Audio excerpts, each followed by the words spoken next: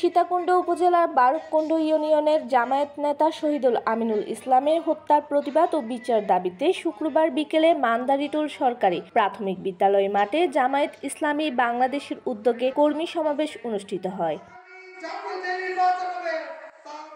সমাবেশে উপস্থিত ছিলেন জামায়াত মনোনীত এমপি প্রার্থী ও আনোয়ার সিদ্দিক চৌধুরী। তিনি বলেন, শহীদ আমিনের মৃত্যু শুধু ব্যক্তিগত নয়, এটি বারুককুণ্ডবাসীর আত্মত্যাগ ও সম্মানের প্রতীক। তিনি হত্যাকারীদের আইনের মাধ্যমে বিচার দাবি করেন এবং নির্বাচনের মাধ্যমে জবাব দেওয়ার আহ্বান জানান।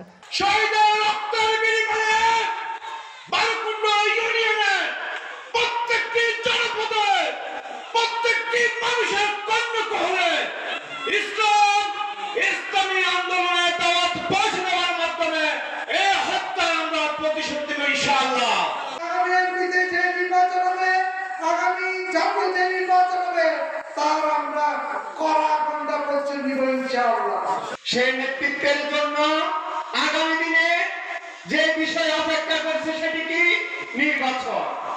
যে নির্বাচনটি অত্যন্ত গুরুত্বপূর্ণ।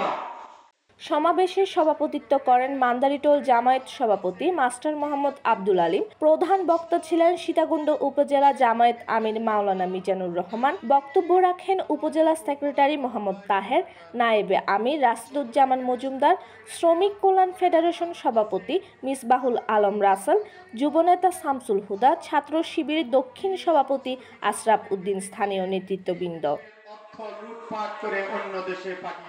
বক্তারা বলেন, শহীদদের রক্ত বৃথা যাবে না, শান্তিপূর্ণভাবে নির্বাচনের মাধ্যমে এর প্রতিশোধ নেওয়া হবে। অনুষ্ঠান শেষে ইসলামী সঙ্গীত পরিবেশন করেন মাওলানা ইয়াসিন ওসমানী।